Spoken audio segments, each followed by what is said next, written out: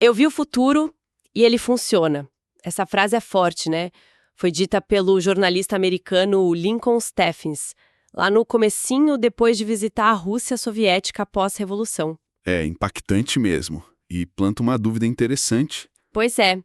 Como é que um regime que, bom, a gente sabe depois, recebeu tantas críticas, tantos problemas vieram à tona, como é que ele pôde gerar tanto otimismo assim no início? E, vamos ser justos, um crescimento econômico real por um bom tempo. Essa é a grande questão, né? O crescimento existiu. Os números mostram isso claramente. Mas a base desse crescimento, a sustentabilidade, aí a história complica. E é justamente aí que a gente quer mergulhar hoje.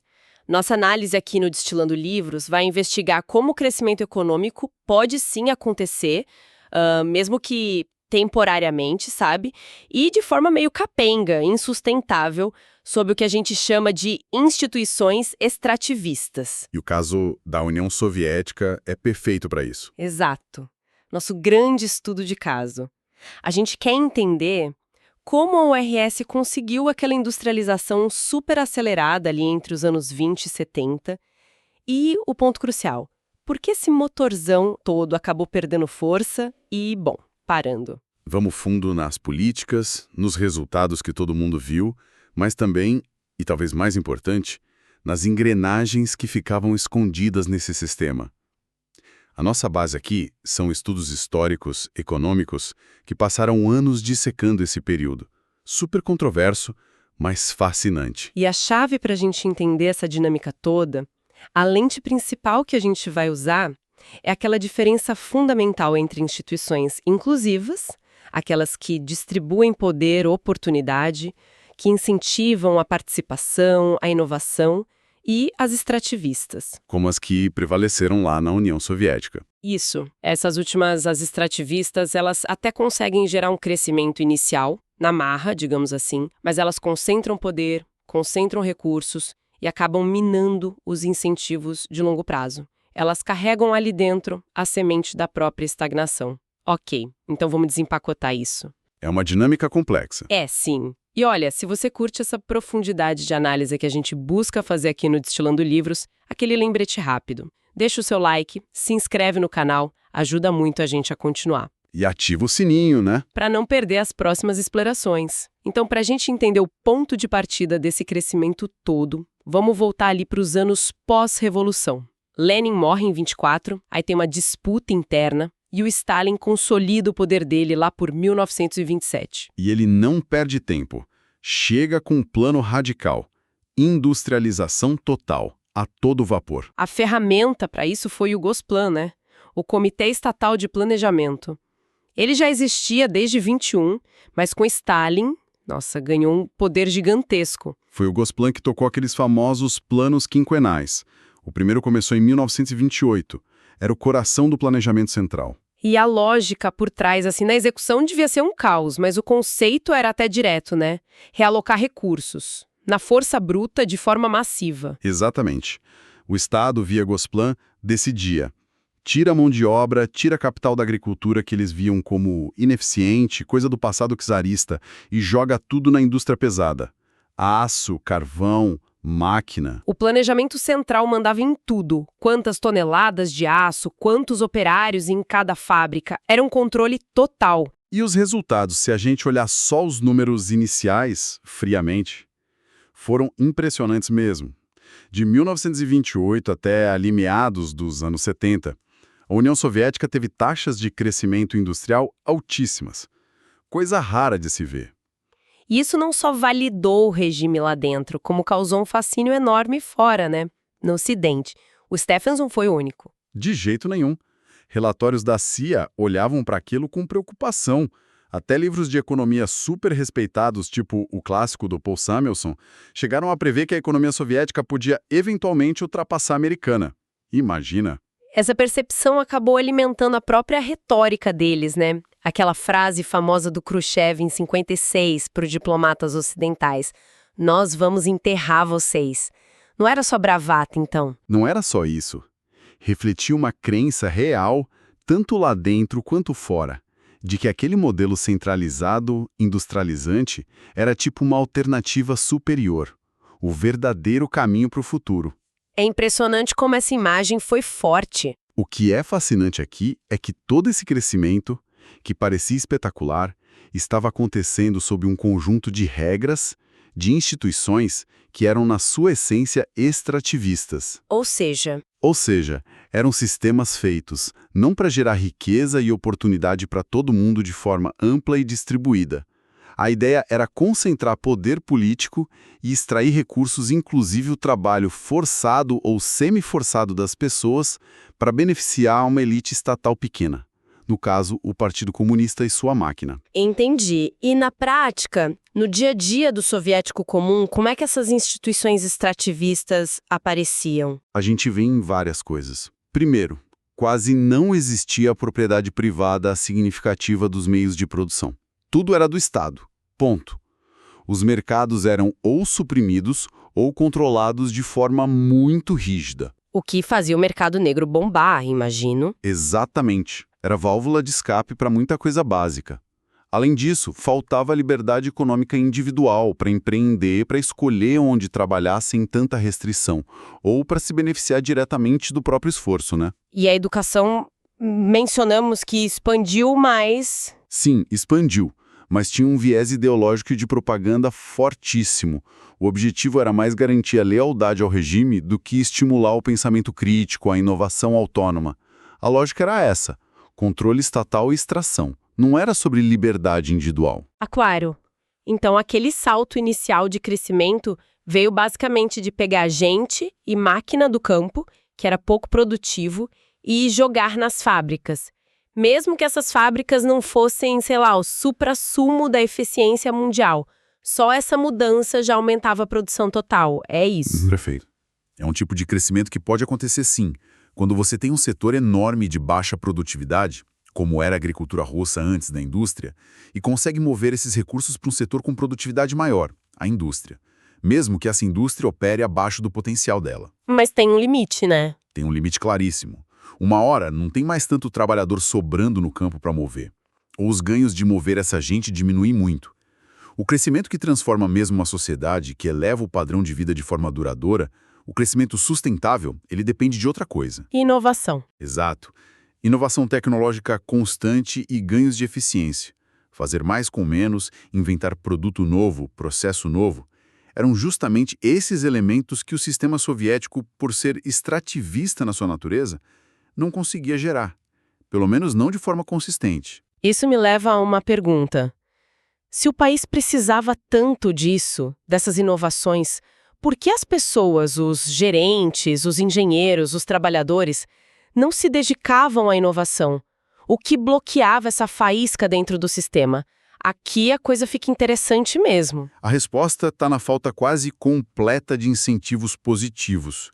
E pior, na presença de muitos incentivos perversos que jogavam contra. Como assim? Pensa de forma prática. Por que um inventor ia passar noites em claro para criar um processo mais eficiente se ele não pode patentear a invenção, se ele não pode abrir a própria empresa para explorar aquilo ou receber uma recompensa financeira boa e duradoura por isso? Não podia. E o gerente da fábrica? Pior ainda, por que ele ia se arriscar a implementar uma linha de produção nova, que podia dar errado, atrasar na produção atual, se o bônus dele, a carreira dele, dependia só de cumprir a meta de quantidade que o Gosplan mandava? Entendi. O risco era alto e o ganho pessoal baixo ou inexistente? Exato. E tinha mais. Um medo documentado entre os gerentes de superar demais as metas. Porque se você superasse muito no ano seguinte o Gosplan ia lá e, pá, colocava uma meta ainda mais alta, quase impossível. O fracasso virava quase certo. Mas o sistema não tentou criar algum tipo de recompensa? Li que o próprio Stalin criticava o igualitarismo exagerado e defendia pagar diferente para quem produzisse mais ou melhor. Tentaram, sim. Existiram os sistemas de bônus, claro. Mas eles eram muitas vezes mal desenhados. Acabavam criando mais problema do que solução. No início, por exemplo, muito bônus era só por cumprir meta de produção bruta. Tonelada de aço, metro de tecido, número de trator. Quantidade pura. Quantidade pura. Isso desincentivava claramente qualquer inovação que pudesse, mesmo que só por um tempo, parar a produção ou desviar recurso. E o foco era só na quantidade, né? Não na qualidade ou se aquilo que era produzido servia para alguma coisa. As histórias das fábricas que faziam pregos gigantes inúteis só para bater a meta de peso são clássicas. E quando tentaram usar o lucro como medida, funcionou? Ainda no mercado, era o Estado que definia administrativamente. Então um produto podia dar lucro no papel só porque o planejador decidiu que o preço dele era alto, não porque ele era bom, eficiente ou desejado. Entendi. Um bônus baseado nesse lucro não significava nada na prática. Exato. Não refletia desempenho real nem inovação de valor. Aí, percebendo isso, lá depois de 1946, o regime criou bônus específicos para a inovação. A ideia era calcular com base no aumento de produtividade que a inovação traria. Parece melhor, né? Parecia, mas caía no mesmo problema. Como calcular essa produtividade? Usando os mesmos preços distorcidos definidos pelo Estado, e aí surgiram outras bizarrices. Em alguns casos, o dinheiro total que uma empresa tinha para pagar bônus de inovação era limitado pelo tamanho da folha de pagamento dela. Não brinca. Pois é, isso criava um desincentivo direto a qualquer inovação que economizasse mão de obra.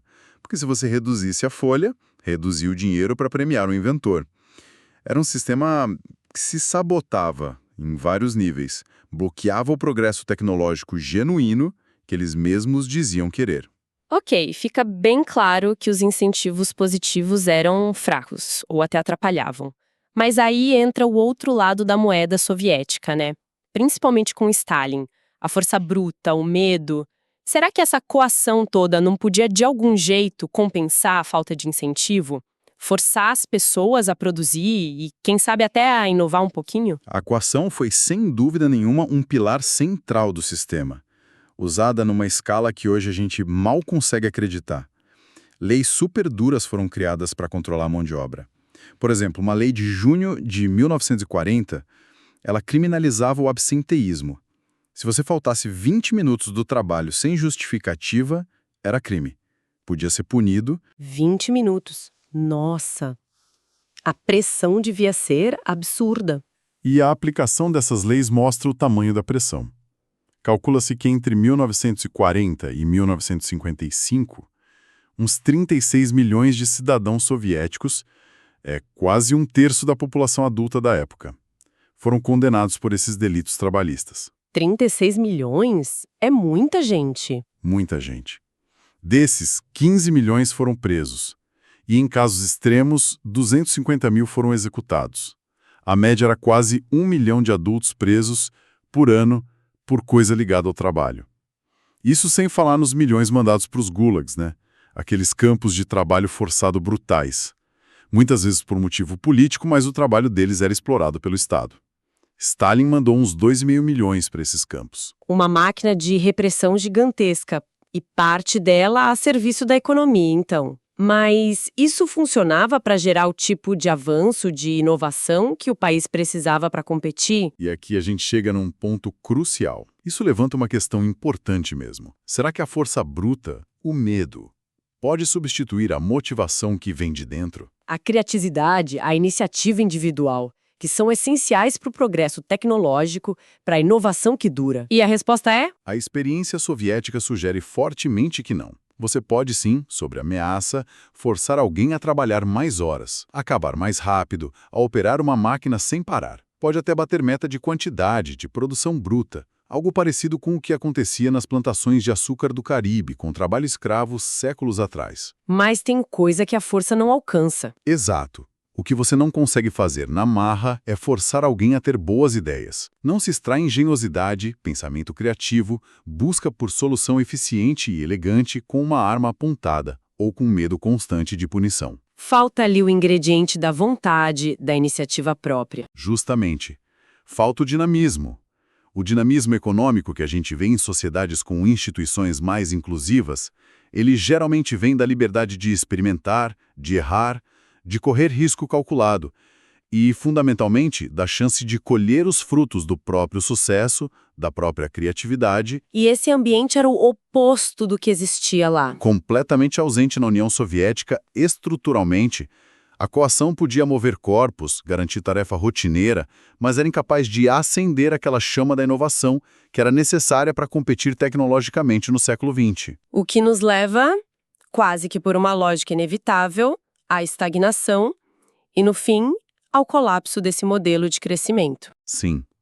O crescimento baseado só na extração e na realocação forçada de recurso, sem ter um motor interno de inovação, de eficiência, ele é limitado por natureza.